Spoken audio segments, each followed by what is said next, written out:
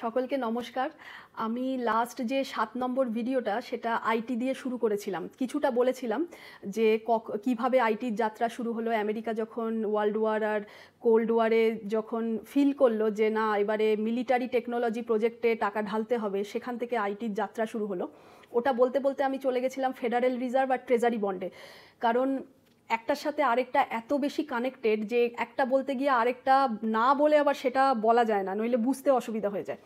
তো সেই জন্য ওখানে চলে গেছিলাম। আর আজকে আমি আবার আইটিতে ফিরবো। তো তার আগে ছোট্ট করে আমি ওই যে আগের ভিডিওতে একদম শেষে এলান মাস্কের যে ইন্টারভিউটা জুড়েছিলাম, আমাকে অনেকেই বলেছেন যে আরেকটু বুঝিয়ে দিলে ভালো হয়, কারণ জানি ওই বিদেশি মাউথে যখন ওদের প্রোনাউন্সিয়েশনে ইংলিশ হয় তখন বুঝতে আরেকটু স্ট্রাগল হয়।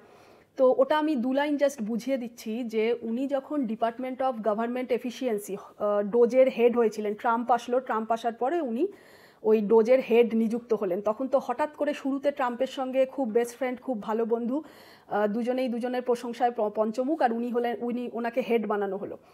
তখন উনি তারপরেই ওই ইন্টারভিউটাতে বসে বলছেন, ইন্টারভিউয়ার বলছে আমি তো এই প্রথমবার আপনার মুখে এরকম কথা শুনছি যে ম্যাজিক মানি কম্পিউটার, এটা আবার মানে কি ম্যাজিক মানি কম্পিউটার?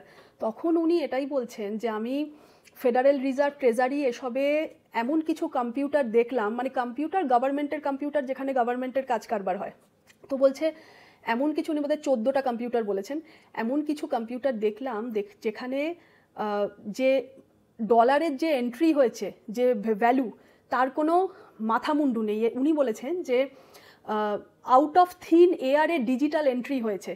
যে আমি এটাকে ম্যাজিক মানি কম্পিউটার এই জন্য বলছি কারণ যে কম্পিউটার মানি জেনারেট করে, যেই মানির কোনো যেটা আউট অফ থিন এয়ারে, যে মানি আউট অফ নাথিং জেনারেট হয়েছে, মানে শুধুমাত্র ইলেকট্রনিক এন্ট্রি হয়েছে সেই ডলারের ভ্যালুর, কিন্তু সেটা কোথা থেকে জেনারেট হয়েছে, কোথায় বয়ে চলে গেছে হাওয়ায়, তার কোনো খবর নেই। আমরা ওই কথায় বলি না যে হাওয়াতে ভাসছে, উনি সেটাই বোঝাতে চাইছেন যে এত এত ডলারের এন্ট্রি, ভ্যালুর এন্ট্রি, কিন্তু সেই এন্ট্রি কোথা থেকে এলো, কোথায় গেল, তার কোনো হিসাব নেই।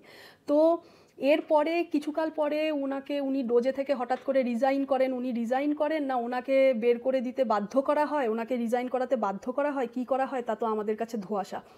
তো এই জন্যই আমি ট্রেজারি বন্ড আর ফেডারেল রিজার্ভ বুঝিয়েছিলাম যে কীভাবে ফ্রিতে প্রিন্ট করে যাচ্ছে ডলার, কীভাবে ধার করছে বন্ডের মাধ্যমে। তো এবারে ফিরবো আইটির কথায়। কেন আইটির কথা শুরু করলাম? কারণ 2024-25 এই গোটা 2 বছরে এত অস্বাভাবিক লে অফ হয়েছে, আইটির লোকেরা চাকরি হারিয়েছে, আর আমরা তার প্রত্যক্ষ প্রমাণও আছি। আমাদের কাছে চারপাশে এত লোকের এত খবর, তারপর টিভি নিউজ চ্যানেল সবেতে বড় বড় কোম্পানিরা প্রচুর লে অফ চারিদিকে। আর সবথেকে বড় কথা, একবার চাকরি হারালে সে আবার চাকরি কিছুতেই পাচ্ছে না। বেশিরভাগ লোকজন এই 2 বছর ধরে একটা বিরাট লে অফ হচ্ছে। আমাদেরকে এগুলো জানতে দেওয়া হয় না যে এই জিও পলিটিক্স কিন্তু জিও ইকোনমিক্সকে ফলো করে, আর জিও ইকোনমিক্স মানেই হচ্ছে ক্যাশ ফ্লো। ক্যাশ ফ্লো হচ্ছে কোথা থেকে ক্যাশ কোথায় যাচ্ছে। আমরা যখনই ক্যাশ ফ্লো বুঝতে পারবো, পুরো পৃথিবীতে ক্যাশ ফ্লো কিভাবে ঘটছে, যে আগে অতীতে ক্যাশ ফ্লো কিভাবে হয়েছে, কখন কোথায়, তার জন্য কি কি ঘটনা ঘটেছে, সেটা যখন বুঝতে পারবো, জানতে পারবো, জানার থেকেও বেশি বুঝতে পারবো, তাহলে বর্তমানে ক্যাশ ফ্লো কীভাবে হবে বা ভবিষ্যতে সেটা বুঝতে পারলে তাহলে আমরা আমাদের জীবনে কেরিয়ার ডিসিশান, মানে যে কোনো বাবা মা যখন চিন্তা করবে আচ্ছা ছেলেকে কি কম্পিউটার ইঞ্জিনিয়ারিং পড়াবো, আচ্ছা না মেয়েকে কি জার্নালিজম পড়াবো, তো পুরো পৃথিবীতে ক্যাশ ফ্লো কীভাবে চলছে সেটা বুঝতে পারলে কেরিয়ার ডিসিশনটা খুব সহজে নেওয়া যায়। এই শুরুটা বলেছিলাম যে মিলিটারি, ইউএসের মিলিটারি আর ইউএসের গভর্নমেন্ট মিলে এই টেক ইন্ডাস্ট্রিতে ফান্ডিং করা শুরু করে। তো প্রথম এরা কি করলো, এরা ইউনিভার্সিটিগুলোতে গেল। আমরা অনেক বিখ্যাত ইউনিভার্সিটির নাম জানি, এমআইটি, স্ট্যানফোর্ড, বার্কলে, এই সব ইউনিভার্সিটিতে গিয়ে এরা ফান্ডিং শুরু করলো। কিভাবে? গভর্নমেন্ট গ্র্যান্টের নামে স্টুডেন্টদের উৎসাহ দিল যে যাও তোমরা স্টার্ট আপ কোম্পানি খোলো, তোমরা টেক কোম্পানি খোলো। এই জন্যই কিন্তু পরবর্তীকালে এই যে বড় বিরাট বড় এইচপি কোম্পানি কাদের দ্বারা সৃষ্টি হয়েছে? স্ট্যানফোর্ড ইউনিভার্সিটির স্টুডেন্টরা মিলে এইচপি কোম্পানি তৈরি করেছে। তো তাহলে আমরা বুঝতে পারছি যে এই যে টেকের যে প্রথম বীজ বপন, এটা কিন্তু কোনো প্রাইভেট ইনভেস্টমেন্ট থেকে আসেনি, এটা সম্পূর্ণ এসছে আমেরিকার গভর্নমেন্ট আর মিলিটারি থেকে। তো আর এটা কেন করতে পেরেছে, যার জন্য আমি বারবার বলি reserve currency status, free printing dollar, ফ্রিতে প্রিন্ট করছে, যে রিজার্ভ কারেন্সি স্ট্যাটাস নিয়ে যা ইচ্ছা তাই করে বেড়াচ্ছে, এই জন্যই এত এত ডলার প্রিন্ট করে এই ইউনিভার্সিটিগুলোতে এবারে সিড ফান্ড করতে পেরেছে। এরপর 1950-60-এর দিকে ভেঞ্চার ক্যাপিটাল ফার্মগুলোর জন্ম হতে লাগলো। এরা এরপরে টেককে ইনভেস্ট করতে লাগলো। কিভাবে? যে এই রিচ ফ্যামিলি আর ওয়ার্ল্ড ওয়ার 2 এর পর থেকে রিচ ফ্যামিলি আর অন্ত্রপ্রনার এরা মিলে এই প্রাইভেট রিস্ক ইনভেস্টমেন্টটাকে মুখ্য ধারাতে নিয়ে এলো। তো এর একটা উদাহরণ হচ্ছে 1957-তে আমেরিকার রিসার্চ অ্যান্ড ডেভেলপমেন্ট এটা একটা ভেঞ্চার ক্যাপিটাল ফার্ম ইনভেন্ট করে, ডেক, ডিজিটাল ইকুইপমেন্ট কর্পোরেশন। এটা ইনভেস্ট করে $70,000। তারপরে দেখা যায় কয়েক বছরের মধ্যে এটা রিটার্ন দিল $355 মিলিয়ন।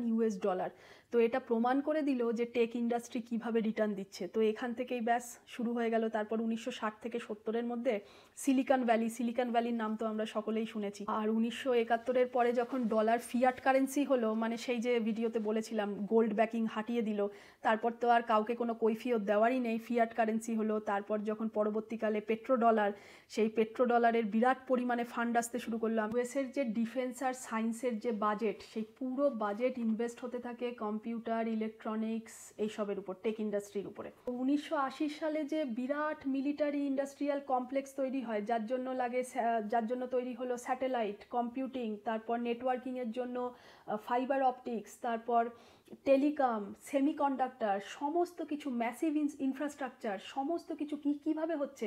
ওই ডলারের রিজার্ভ কারেন্সি স্ট্যাটাস দিয়ে কোনো রকম অসুবিধাই হচ্ছে না। আজকে তখন IBM, সিসকো, ইন্টেল এদের যে সব ম্যাসিভ ইনফ্রাস্ট্রাকচার গড়ে উঠলো কিভাবে?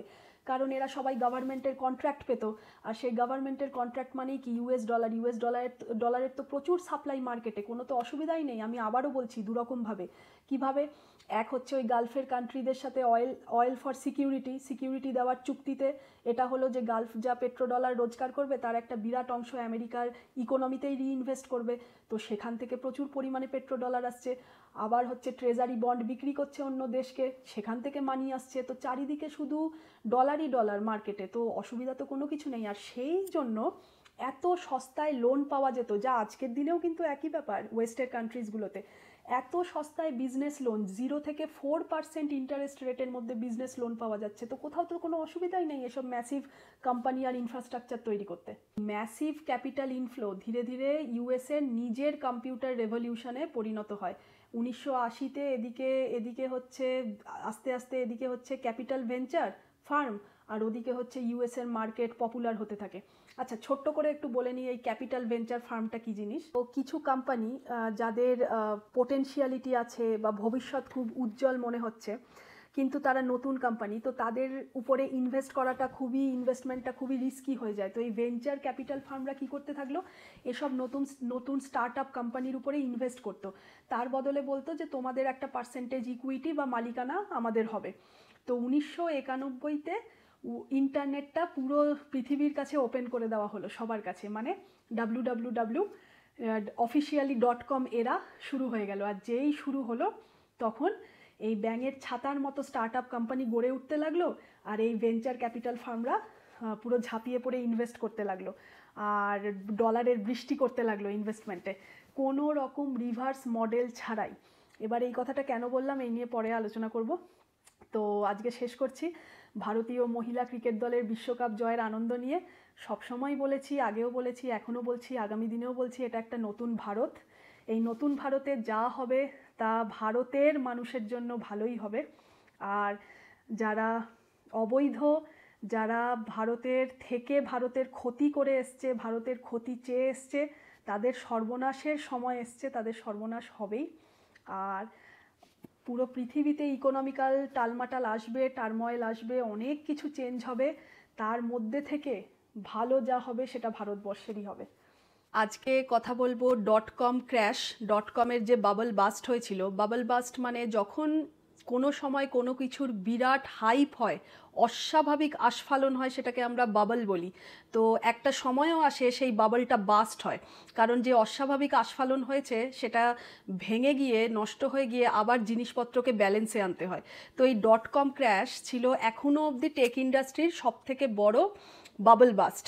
তো মানে মার্কেট থেকে $5 ট্রিলিয়ন কিভাবে গায়েব হয়ে গেছিলো, ওটা আজকে আমি একটু ডিসকাস করব।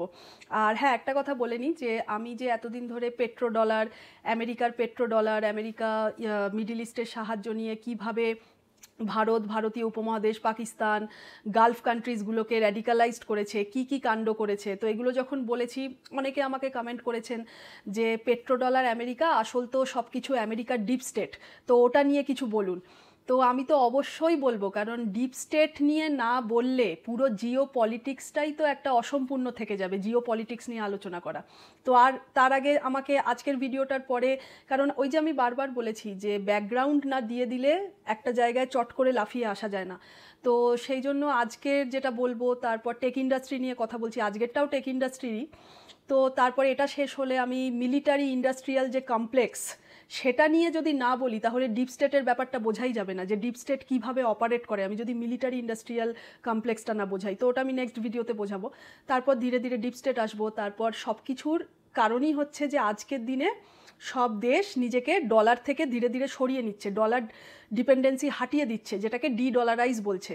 কেন হচ্ছে? ডলার ডিভ্যালু হবে খুব শিগগিরই, এক্সপার্টরা বলছেন, এখন লিগাসি মিডিয়াতেও চলে এসছে, সবাই এই নিয়ে আলোচনা করে কেন হবে, কি হবে, এই সব কিছুর জন্যই এত কিছু ব্যাকগ্রাউন্ড দেওয়া। তো কোম্পানিতে প্রধানত ইনভেস্ট করার জন্য দু রকমের ইনভেস্টার থাকে, একটা হচ্ছে ওই যে ভেঞ্চার ক্যাপিটাল ফার্ম বুঝিয়েছিলাম বা ইনস্টিটিউশনাল ইনভেস্টার, আরেকটা হচ্ছে পাবলিক ইনভেস্টার।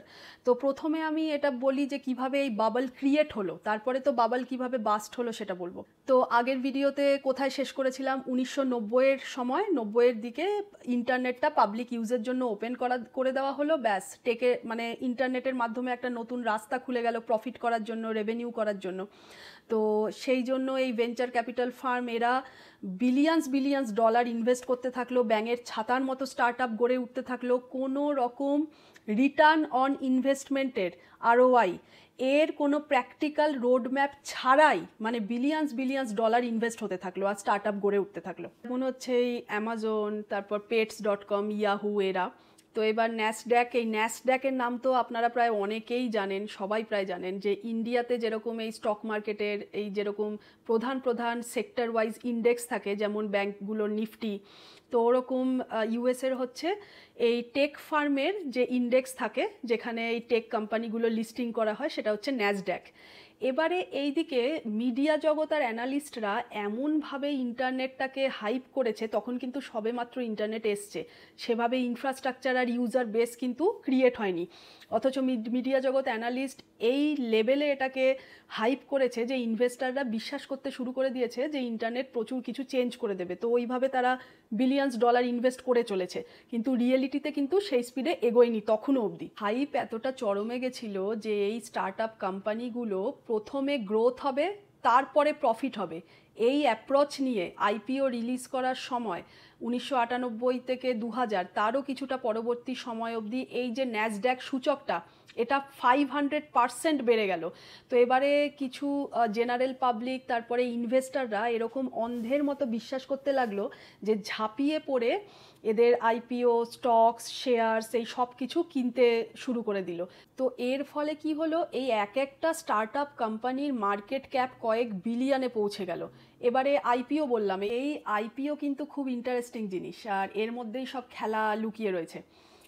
ওই আগের ভিডিওতে বলেছি ভেঞ্চার ক্যাপিটাল ফার্ম এরাই হচ্ছে স্টার্ট আপ কোম্পানিগুলোতে ইনভেস্ট করা শুরু করে, এরাই সিড ফান্ড করে, যেটা স্টার্টিং। তো তারপরে ধরুন তার বদলে কি বলে যে 25% বা কিছু এই পার্সেন্ট আমি ওনারশিপ বা ইকুইটি তার বদলেই ইনভেস্ট করছে। তো ধরুন $5 মিলিয়ন দিয়ে ইনভেস্টমেন্ট স্টার্ট করেছে। তো 2 বছর কোম্পানি চলার পরে এই কোম্পানির ভ্যালুয়েশন দেখাচ্ছে 5 বিলিয়ন। এই বিলিয়ন কিভাবে দেখাচ্ছে? ব্যাংকের কাছে যাচ্ছে, ব্যাংকে বলছে এই আমার কোম্পানি গ্রোথ, এই আমার কোম্পানির সব কিছু। তখন ব্যাংক একটা আন্ডার রাইটিং দিয়ে দিচ্ছে যে হ্যাঁ, তোমার কোম্পানির সমস্ত কিছু ইনভেস্টিগেট করে সমস্ত কিছু দেখে আমি এটা লিখে দিচ্ছি যে তোমার কোম্পানির এখনের ভ্যালুয়েশন হচ্ছে 5 বিলিয়ন।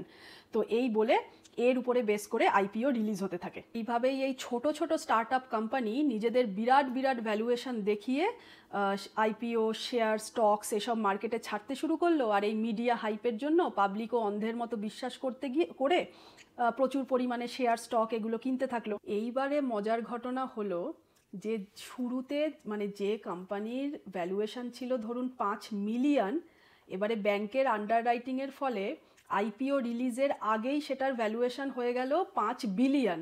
এবারে যে কিছু কিছু ইনভেস্টর যারা ছিল ভেঞ্চার ক্যাপিটাল ফার্মের, তারা কি করলো, নিজেদের প্রফিটটাকে নিয়ে আগে ভাগেই এক্সিট করে পালালো।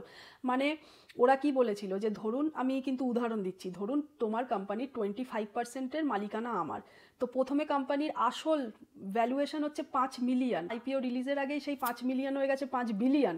তাহলে সেই ইনভেস্টার 5 বিলিয়নের 25% মানে কতখানি প্রফিট নিয়ে আগে ভাগে এক্সিট করে যাচ্ছে। আর তখনও কিন্তু কোম্পানি সেইভাবে প্রফিট করেনি, অথচ অত বেশি দামে মানুষ পাগলের মতো সেই শেয়ার কিনেই চলেছে। আর এই ইনভেস্টমেন্ট ব্যাঙ্কগুলো যারা আন্ডাররাইটিং দিচ্ছে, যেমন মর্গ্যান স্ট্যানলি, গোল্ডম্যান স্যাচ, এরা ইচ্ছা করে আর্টিফিশিয়ালি এই কোম্পানির ভ্যালুয়েশনগুলো বাড়িয়ে রেখেছে যাতে করে মার্কেটে এক্সাইটমেন্ট বজায় থাকে। তো এই ভেঞ্চার ক্যাপিটাল ফার্মগুলোর টার্গেট কী ছিল, তো যে কোনো প্রকারে এইভাবে ভ্যালুয়েশন দেখিয়ে নিজেদের প্রফিটটাকে তুলে নিয়ে মার্কেট থেকে এক্সিট করা, সব কিছু পাবলিকের ঘাড়ে ফেলে দিয়ে। এমন একটা উদাহরণ দিই, pets.com বলে কোম্পানি, যার রিয়েল কোনো বিজনেসই ছিল না, এই হাইপের জন্য, এই আস্ফালনের জন্য এর আইপিও বেড়ে দাঁড়িয়েছিল 300 মিলিয়ন। অথচ এই কোম্পানি, যার রিয়েল বিজনেসই ছিল না, সে 9 মাসের মধ্যে ব্যাংকরাপ্ট হয়ে যায়। আর এই সব মিডিয়া হাইপ করতে কারা করেছে, এই ইন্টারনেটকে গোল্ড রাশ বুম করেছে, এই যেরকম কিছু নাম তো আমাদের ভীষণ পরিচিত, যেরকম ফোর্বস, তারপর ওয়াল স্ট্রিট, সিএনবিসি, এরা সবাই। যে অ্যানালিস্টরা ব্যাংকের কাজ করতো, ব্যাংকের হয়ে ব্যাংকের পেরোলে ছিল, তারা ইচ্ছা করে স্ট্রং রেটিং দিত যাতে করে পাবলিক আরও বেশি কোম্পানির স্টকের উপরে ট্রাস্ট করে, আর ঝড়ের গতিতে এইসব স্টকের দাম বাড়তে থাকলো। তো 2000 সাল থেকে 2002-এর মধ্যে প্রচুর কোম্পানি ব্যাংকরাপ্ট হয়ে যায়। এই কারণেই মার্কেট থেকে প্রায় $5 ট্রিলিয়ন পুরো গায়েব হয়ে গেল। আর এই পুরো ঘটনাটাই .com ক্র্যাশ নামে পরিচিত, যেটা এখনও অবধি টেক ওয়ার্ল্ডের বিগেস্ট ক্র্যাশ। এই .com ক্র্যাশ এতটাই ভয়ঙ্কর ছিল, সারা পৃথিবীতে এত লোক, এত টেক ইন্ডাস্ট্রির লোক চাকরি হারায়, প্রায় মাস লে অফ হয়, প্রায় 4 লক্ষেরও বেশি। শুধু 2002-তেই 2 লক্ষের মতো মানুষ চাকরি হারিয়েছে। আর এই .com ক্র্যাশ যারা সারভাইভ করতে পারে, মানে বেঁচে যায়, তারাই পরবর্তীকালে সব বড় বড় কোম্পানি, যেমন অ্যামাজন আর আরও সব বাকিরা রয়েছে। এর পরবর্তীকালে আসে আমাদের সোশ্যাল মিডিয়া, যেটা এখন আমরা পাচ্ছি, ফেসবুক, ইউটিউব, ইনস্টাগ্রাম। এর সাথে একই সময়ে একটা বড় ঘটনা হচ্ছে 1999-তে ইউরোপে ইউরো কারেন্সি চালু হওয়া, যার সঙ্গে .com ক্র্যাশের সরাসরি যোগ না থাকলেও আমেরিকার অর্থনীতিতে পরোক্ষভাবে প্রভাব পড়ে। এটা নিয়েও আমি আলোচনা করব।